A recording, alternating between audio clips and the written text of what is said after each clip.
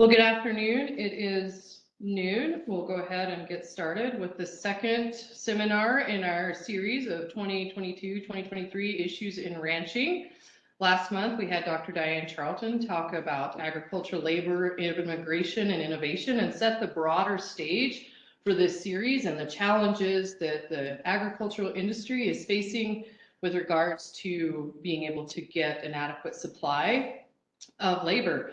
I'm really excited for this month's seminar. We have with us Taylre Sitz from the Sitz Angus Ranch. She is a graduate of MSU and she's currently pursuing her master's here at MSU in the Department of Animal and Range Sciences. But more importantly, she's the internship coordinator for Sitz Angus Ranch. Taylor's going to be talking to us today about why the ranch decided to develop an internship program and what goes into that from an administrative standpoint and commitment to the ranch to follow through with that internship program. So if you have questions at any time, please put those in the chat. I think everyone is muted automatically. This program is being recorded and the recordings for it, all the seminars in the series will be available afterwards at this website. Just search Dan Scott on the MSU webpage and you'll be able to find them. And then we'll have an opportunity for everyone to ask questions at the end of the seminar. So keep those in mind, jot them down if you have those, so we can be sure and come back to them and find out from Taylre all the experience that she has in this important arena. So with that, I'm going to exit out of this slideshow and I will give the floor to Taylre. Start on that. Oh, yes, please. Okay. Thank you. Well, thank you so much, Rachel. And I want to welcome all of you to my presentation. Thank you for being here in person. Thank you for being here remotely. As Rachel said, my name is Taylre Sitz. I'm Sitz Angus's internship coordinator, and I'm really excited to be here today to present to you my webinar on developing a ranch internship program. As to avoid death by PowerPoint, I like to give a roadmap of where we are headed today. I'll start by telling a little bit about me. I'll explain a little bit about the Sitz Angus internship program, steps for developing your own internship program, the great results we've seen with ours, and at the end, I'll give you some key takeaways and answer any questions you may have. A little bit about me. From an early age, I fell in love with the old Angus cow. And it's a good thing I did because everywhere I go, there are Angus cows. I'm currently a master's student here at Montana State University under Dr. Tim Delcurto. And my research focus is on foot scores in Angus cow.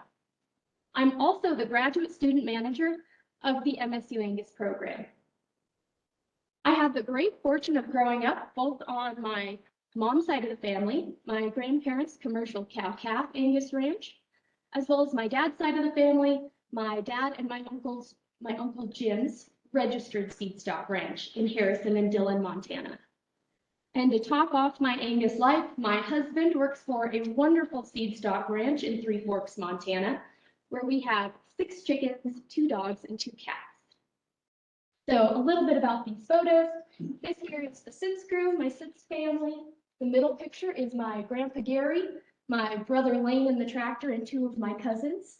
My cousins, my brother, and I are 6th generation in agriculture on that side of the family. And the picture at the end is my incredible husband, Brett, who is supportive of all of my endeavors, including the chickens.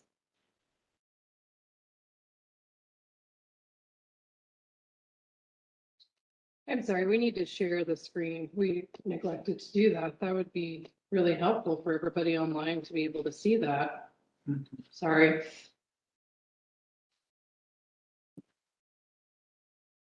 Okay. A little bit about the Sitz Angus internship program. We offer 3 internships a year with up to 4 interns each year. We offer a summer internship, a fall internship, and a spring internship. Our summer internship tends to be a little bit more generalized. and kind of depends on the year and the season. Our spring internship is primarily a calving-based internship, and our fall internship tends to have a focus on weaning and sale preparation. We received up to 91 applicants for our summer internship and have really seen a growth in both quantity and quality in all of our internships over the last few years. And we are really excited to continue to improve our program. Sitz Angus has had interns since the 1970s. We have many interns coming from Ricks College in Idaho, as well as Joliet Community College in Illinois.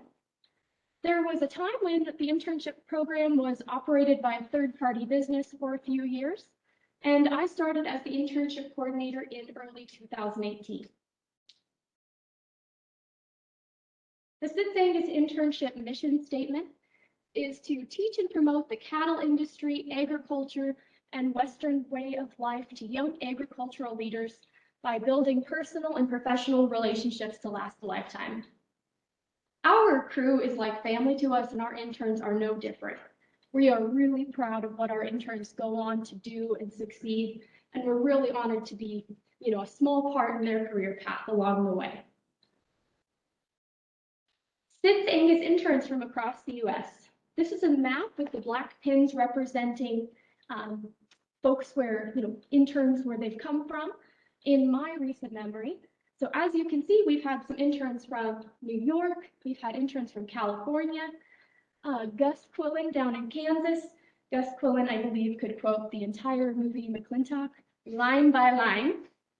So we've had really a pleasure of getting to know these students from all over the US and getting to know about agriculture all over the US through our interns. Faces of the Sitz Angus internship program. These are just some of the many faces of the Sitz Angus internship program. And like I said, we're really proud of what our interns go on to do in their future. So just to highlight a couple of these folks, over here you can just kind of see the cap. The screen's kind of covering her face, but that's Miss Caitlin Barney from New York. She was our spring intern this last year, grew up on a dairy. Fantastic calving help. We really enjoyed having Katie. She's back home now working as an egg lender and helps on her family's dairy. Gus Quillen, as I mentioned before, he's the gentleman in the pink shirt holding the sword and stick. Gus currently works for Perez Cattle Company. He's a great kid as well. We have a couple Montana kids in here. We have Luke Vernan, he's up in the corner. You can't quite see him. Sam Shear from Townsend. And this young man right here, if he gave you the news, you might recognize him as Brett McRae from the Northern Ag Network. But as I really want to reiterate, we really enjoyed our interns. In fact, down here in this bottom picture, the gentleman on the far left is my dad, and these two gentlemen actually interned for us when I was a kid. So Matt and Scott came back this last summer. It's been 10 years since they've interned with us and came back and spent the week with us. So this internship program has really become something very special to us. So before I get into the steps of developing an internship program, I want to tell you all what makes me most qualified to give this presentation. I made all the mistakes. I made all the mistakes in developing an internship program. And what I am so excited about to be here today is to be able to share with you my lessons learned and hopefully help you in developing your own internship program by giving you some practical tips and helping you learn some things along the way today. So I'll go through each of these steps in more detail throughout this presentation, but briefly, here are the steps as I see them for developing a ranch internship. The first is expectations. You'll need an internship description. You'll need an application. You have to get the word out about your internship. Sort through candidates, interview, call references, inform all candidates of your decision, onboarding or on-the-job training, and check in with your interns throughout the internship, and at the end, gather feedback so that you can continue to improve your internship program. Great Expectations, a book I never read because I always thought the title sounded rather daunting. And expectations can be just that, daunting.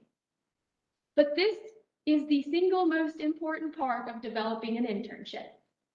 You really need to get clear on what you expect from your intern, what do you expect from yourself, and what do you expect your internship to do for your ranch. And the kicker about expectations is that you can't just have them. You have to communicate them. People cannot live up to expectations that they don't know exist. So as you think about developing your internship program, start thinking about things like wages. I think there was a time when unpaid internships were the norm. I don't think that time is anymore. I think if you want your internship to be competitive among students, generally I think you'll have to pay them. Insurance. I've had interns that have came in and have had liability, workman's comp type insurance through their university, but many don't. So you should probably make sure they're covered under workman's comp or something like that. Now I'm going to refer any workman's comp questions to an expert because I summed up most of what I know about workman's comp in that previous statement. Housing. Are you able to offer housing? Are you willing to offer housing for your intern? When do you want your intern to show up for work? When do you want your intern to go to lunch? When do you want your intern to come back from lunch? And when do you want your intern to be done for the day? How long of an internship do you want to have? What kind of tasks do you expect your intern to do? What kind of knowledge do you want your intern to have coming into your internship program? What kind of knowledge do you want your intern to have going out? How much time do you have to teach your intern? How much time do you have to onboard? How long do you think your application should be available? How much time do you think you'll need to sort through candidates? All of these things are really important to consider and really important to get clear on as you're developing your internship. The more you can think about ahead of time, the more you can successfully build a framework, the better off you will be. And you'll also have a leg to stand on when things maybe don't go successfully. So I just can't emphasize enough how important expectations are in this process. Developing internship descriptions. Now this may fall under the expectations guys, but I gave it its own slide. In fact, I gave it its own 2 slides because I think it's so important. As you're developing your internship descriptions, you want to be really realistic and very clear on what tasks you're listing in the description. Include your description on the application. The information I have here is from our internship application that I'll actually show later on in this presentation. And these are kind of our generalized expectations we have for all interns regardless of season. So just to give you a quick look, I list the deadline, which is very important. It gives candidates an idea of when you're closing this application. I also tell candidates who to contact if they have any questions. Down here in these bottom 2 paragraphs, I mentioned that we require all of our interns to work well with our crew. We tell them to expect the long hours that are often required when working in production agriculture. We tell them to come dressed for the weather. In the very last paragraph, we tell them that yes, housing is provided, but cleanliness is required. And then we give, our interns work 9+ hours each day, 6 to 7 days a week. So we lay it all out on the line here at the top of the application. So here are a couple of our internship description examples. This first one is for our summer internship. It's a little bit more generalized internship. If there are things I'm not entirely sure our intern will do during the summer, I like to use the word may. See, you probably see the word may a lot in this description because it can change a little bit depending on year by year. But our calving, our spring internship, tends to stay the same. Interns will assist in calving, tagging, processing, cleaning stalls. I clean stalls during calving season, and everybody does. So we definitely expect our intern to help with that project. So we list it here in our description. pairing out doctoring calves, checking pregnant cows, branding, tattooing, doctoring, feeding, etc. This last part, I think, is really where I lay it all out on the line. I say calving season is hard work. Please expect to work long hours and to perform strenuous tasks alongside the rest of our crew. Prior to applying, please understand that there will often be cold weather and there will always be physical labor. It's pretty to the point, but I have to tell you, we have some great interns that rise to the occasion. We have some great interns that are fantastic help. And I think a lot of it is that, they know what to expect when they get there. Developing an application. As you think about developing your application for your internship, there's a lot of ways you can do it. And you can make your application as simple or complex as you'd like. I really like the Google form option, but you can do PDFs. You can just have them email your resume if that's something you'd like to do. Now I'm going to go to this link here and show you our application, but before I do, I want to give you my internship hack. Insert multiple choice type questions aligned to meet expectations so that you can quickly sort through candidates. And I'll explain a little bit more as I dive into this link.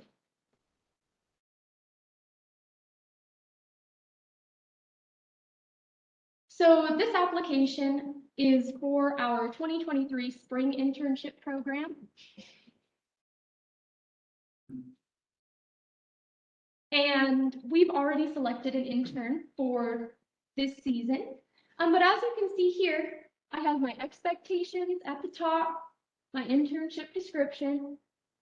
I asked them where they heard about our internship, and this becomes key here in the next slide. Sorry. And as we move down, I have some multiple choice questions that I inserted in this Google form. One of the things I really like about Google Forms is that you can actually export it to an Excel spreadsheet, which is very handy. So I asked some questions such as, have you ever worked cattle through a chute? And I have options such as, no, I have never done that. I've watched somebody do it. I've done it once or twice, or I'm very comfortable doing it and doing it on my own, so that I can easily sort through candidates as I go to interview them when I have many candidates and see candidates that have that kind of experience. So as a full disclosure, generally here at Sitz, we really like interns that have some agricultural experience. We find that they maybe get a little bit more out of it, and as do we. It's also important for us as we ask our interns to work somewhat independently. So it's a little bit of a safety thing for them and our crew. That being said, I never discourage anybody who doesn't have any experience in agriculture from applying. The world needs people who don't have a background in ag to be interested in ag, and I think there's tons of ways you can gain experience. So just my little disclaimer there. But as you can see here, just some general contact information, ag experience. These are the kind of questions that I'll go back and use to sort from. I ask them briefly about their ag background. I ask them some career goal type information. I ask them to list 3 to 5 learning objectives. And actually during the phone interview process, I go over those objectives with the potential candidates. And I'm very clear as to whether or not I think that they can accomplish those objectives while they're with us. Not to say they aren't great objectives, but I just want to be really clear on whether or not they think that that's something we can do. This gets into a little bit of sorting candidates, but I'll often put in questions at the end that are either the candidates may know the answer to the questions, or they're easily Googleable. They can easily Google the answer. I think for me, it kind of shows me who cared enough to answer the question correctly. I don't necessarily care how they answered the question correctly, but who cared enough to at least Google it. So that's kind of a sorting tip on candidates and a little tip for any of you potential interns out there. So going back to the presentation here.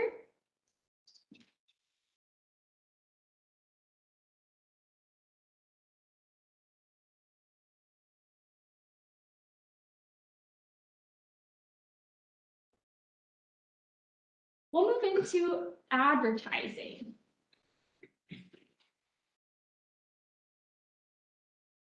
So, as I mentioned, I really like Google Forms because they're really helpful in,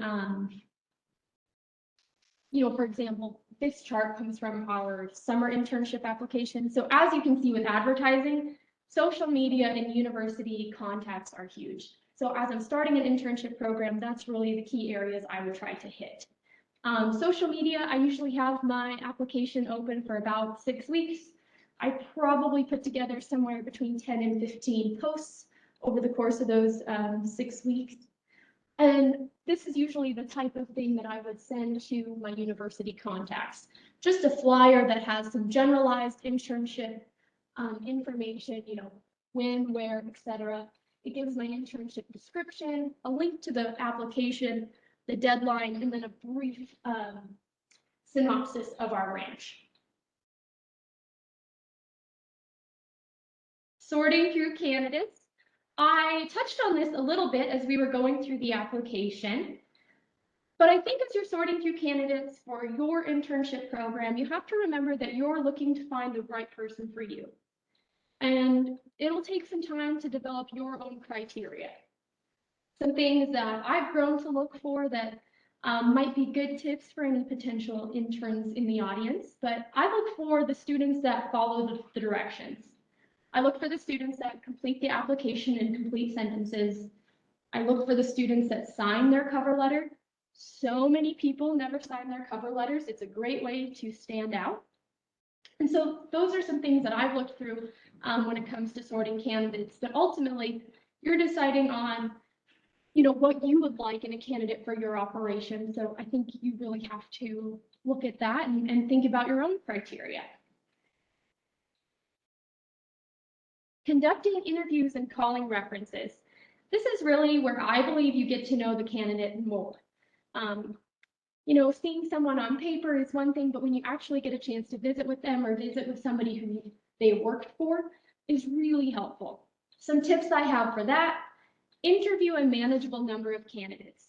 Early in my career, I interviewed everybody, and it got to a point where I couldn't really, in my mind, delineate between candidates. So at this point, I try not to interview any more than 10 because I feel like it's just pretty hard to keep them straight in my mind at any point past that. When you do interview candidates, have a rubric. It is really helpful when you ask the same candidates the same question to compare apples to apples. Calling references. My favorite question to ask when I call references is, would you hire them back? It's pointed, and it's a question with a yes or no answer that can be really helpful. Informing candidates, keeping candidates informed. I used to get a ton of phone calls, a ton of emails about when would the applicants know of a decision. So this is another reason. I'm not sponsored by Google, but if they're out there in the audience and wanted to sponsor me, that would be cool. But I really like Google Forms for this reason as well. At the end of the application, when a candidate submits, this screen here pops up, and it tells candidates that they submitted their application successfully. Thank you for taking the time to submit the application. It tells them where they can stay up to date on the ranch, gives our Facebook, our Instagram, our website, shows them who to contact if they have any questions. And what has become most important to me, it also tells them when we begin the application review process and when they should hear back from us by. And that's been really helpful. When you inform your candidates, you should inform all of your candidates. I like to personally call those that we are offering the position to a couple of days ahead of the deadline, just in case they need a couple of days to decide. And then I also like to send them in an official email, a congratulations, you got the internship type email. And then for those who do not receive our internship, I try to be very encouraging. I thank them for taking the time to apply because I truly appreciate them being interested in our program. We've had interns that have applied twice or even 3 times that have became interns. So I remind them that sometimes, we absolutely choose interns based on merit, but sometimes we have to choose interns, that fit in with our particular crew needs at the time. Sometimes we need a candidate with lots of equipment experience, and it doesn't matter as much that they don't have as much cow experience. Sometimes it's vice versa. So I really try to encourage candidates to apply again. My internship hack, I'd love to tell you that I sent 91 applicants personalized emails, but I tried that once. Like I said, I made a lot of mistakes, and then I missed emails, and it was a whole mess. So what I do now is I use the blind carbon copy function in email. I know it's a little controversial, but it does work for me when I need to send out mass emails in this manner. Onboarding, training on arrival. This is all about getting your intern ready to roll on your ranch. So thinking about your onboarding process and how you want this to go, what can be helpful is thinking about some useful resources. One of the things I do is supply our interns with a checklist, what to bring. I also have an internship manual. On the left-hand side of the screen is one of the first pages in that manual. It tells them where they are, what the emergency contact numbers are, etc. I also like to give our interns a ranch tour, welcome them to the ranch when they arrive, those sorts of things. Going over some various protocols. On our side of the things, we have some specific calving protocols, some work vehicle protocols. Those are things we go over at this time. Similar to setting up expectations, the more you can do on the front end of this process, the more you're setting up a framework for success. Checking in with interns during the internship. This is kind of like when you and your friend are going to a Christmas party, and halfway there, your friend goes, hey, maybe you should check the address. What this does is this gives you a chance to reroute if you need to reroute your internship midway through. And these check-ins can be really simple. Simple phrases like, how are you feeling about the internship program? Is there anything you wanted to learn that we haven't had a chance to cover yet? This does a couple of things. One, it gives you a chance to catch any things that aren't going well in time to make a change, as well as just showing your intern that you care about their experience. Gathering feedback. You manage what you measure. If you want to continue to improve your internship program, this is the way you do it. Learn ways in which you can improve your internship program through a variety of options. We used post-internship surveys. You can see this is one of the questions that we ask, as well as exit interviews. When time allows, I really like to meet with our interns on their last day. I like to go to breakfast with them and ask them, how was your internship? How did I do? What can I do better? What did you like? What could be better? I think it's a great way to, get some constructive feedback to continue to improve your program.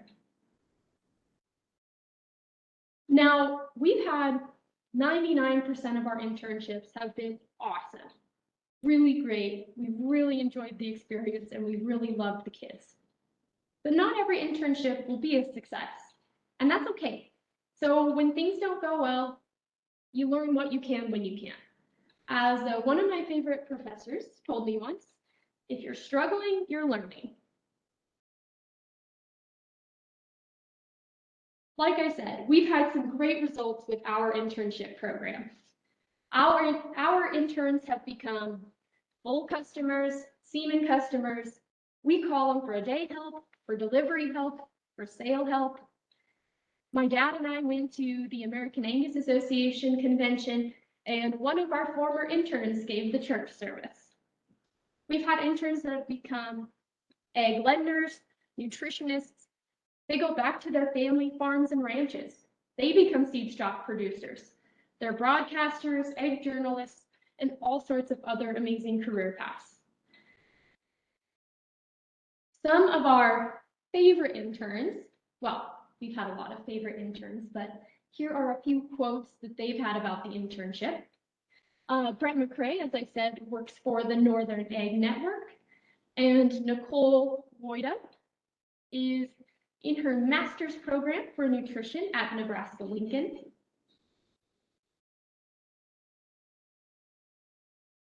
And this photo shows, from my side to the far side, my dad, Joe Jones, who I know is my Uncle Joe, my Aunt Tammy and my Uncle Jim.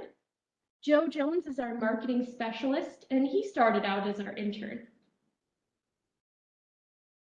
And I have another photo that's supposed to pop up, but we have just the best person, the best crew member anybody could ask for. His name's Mike Donnelly, and he started out as an intern. He went to school at Ricks College, and he's worked for us for 18 years. Key takeaways: successful internships are all about expectations. So keep that in mind as you're developing your own internship program. Now, with this next statement, I think it applies as much to potential interns as it does to internship employers. But you will get out of your internship program what you put into it. Lastly, internships can provide a meaningful way to teach the next generation about agriculture and create lifelong relationships that you never know what can become of it. Our summer intern was fantastic. We actually have his girlfriend coming out to help us calve. So you just never know where these kind of relationships will lead. Thank you so much. May I answer any questions?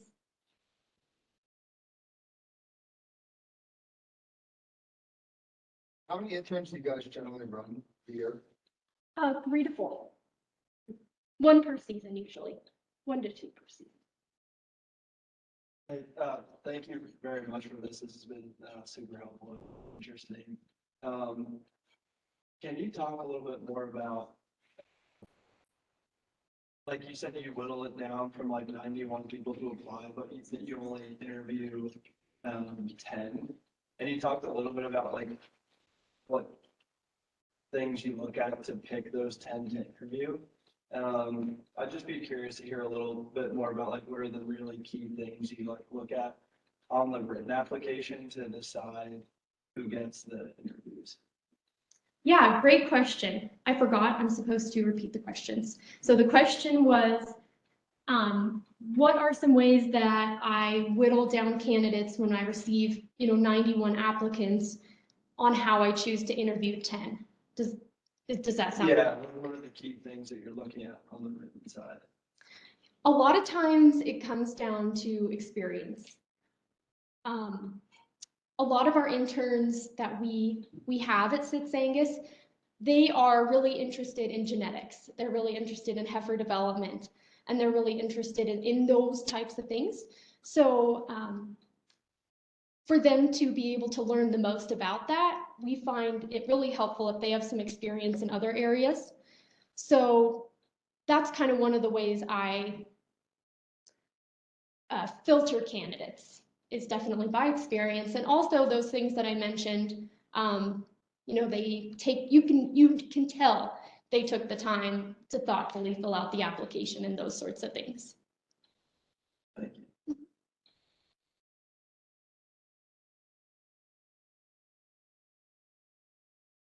Other questions for Taylor? Online, I'm supposed to tell you did a fantastic job. I have a question for you, Taylor.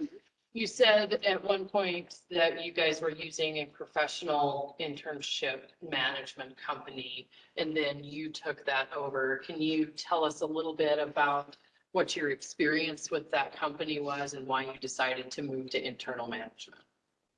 Yeah, so the question was, we had previously used a third-party business that ran our internship program, and what the experience was like taking it over. The company that ran our internship program, I think they really did a great job. And so taking it over from them, it was kind of a matter of, they also did some of our social media work. And my cousin and I are very close in age, and we kind of just became an age where we thought this was something we could do. So she took over the social media side of things, except for advertising for the internship, which I do. But she does a fantastic job, my cousin Amber, running our running our Facebook page and our Instagram, and I took over the internship program. One of the first things I did when I took over the internship program was asked former candidates to fill out this post-internship survey. And I really tried to develop the internship program from those results. Yes. How, obviously you guys have some folks that you've hired as full-time people, so they're probably pretty supportive of this program. How have your other full-time team members accepted having, interns that they also have to work with and train and teach as part of their, daily tasks? Yes, so the question was, how has our full-time crew interacted with our interns and accepted them onto the team? Yeah. So, we have the best full-time crew. They're fantastic. We are so lucky to have them and just really appreciate all they do. Like I said before, they really are like family to us. When it comes to interns, I think that any intern that walks into Sitz Angus with a good attitude, willing to learn and willing to put in the work, our doors are open. Not just on, the supervisor side of things, but on the crew side of things. We have, just like I said, a great crew that's really willing to teach and really has a lot to offer in terms of knowledge. That being said, I think when candidates walk in and they maybe don't have a great attitude, people don't want to work with people who don't have a good attitude. So I think that's a huge factor. Like I said before, as an intern, as an internship employer, you really get out of your internship what you put into it. And I think that's definitely been the case on our end. And we've had a lot of really great interns, not only learn a lot from, Bob Sitz and Jim Sitz, but I've learned a lot from our crew as well.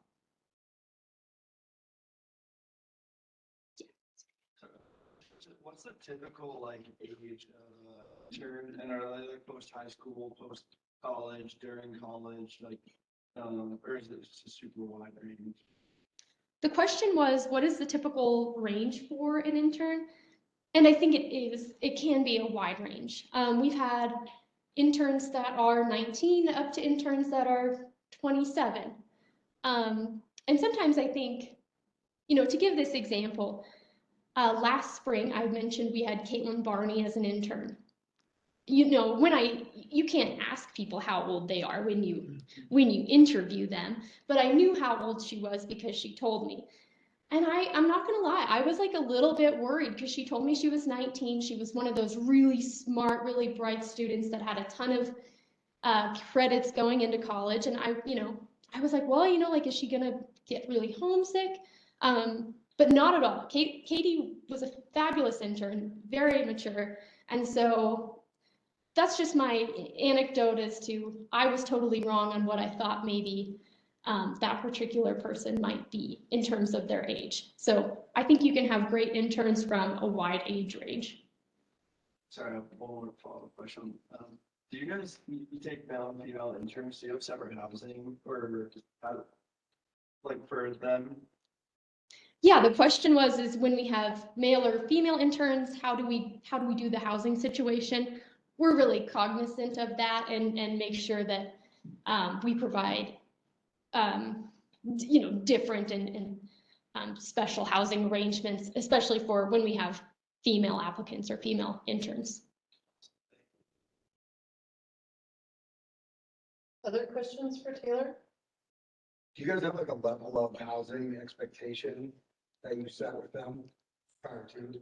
That's a great question. Do we have a level of housing expectations? I'm usually the person that cleans the house. So I'm kind of picky, and when I go into the house and we go over the expectations, I usually tell them, I expect this place to be as clean as it is now at the end when I check you out.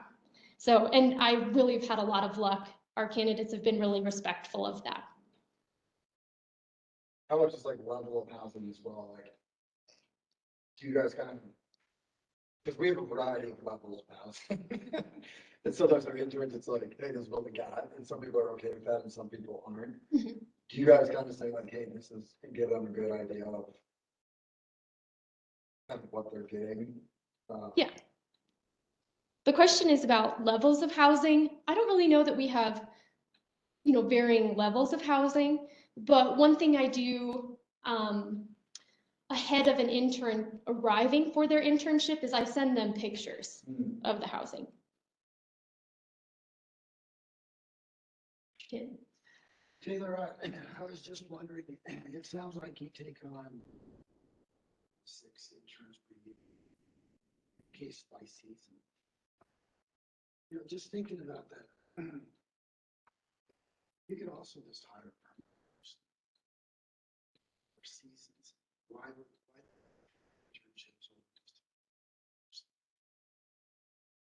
internships? Dr. Tim's question was about, why do we have our internship? Why do we like having our internship as opposed to just having a full-time person to fill those positions?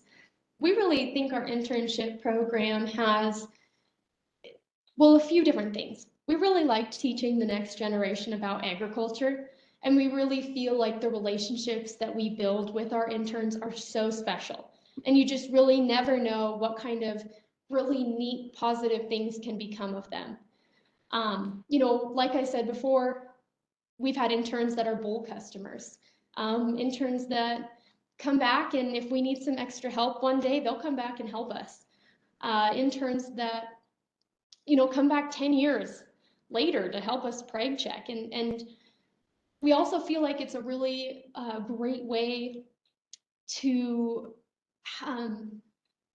represent Sitz Angus. And when our interns leave Sitz Angus, we hope they leave with a really positive experience and that they enjoyed their time with us, and that they'll tell people that, yeah, I went to Sitz Angus and it was great. We really enjoyed the program, and that's really special to us to be able to have the internship program, and it's really humbling to be a part of somebody's career in that way.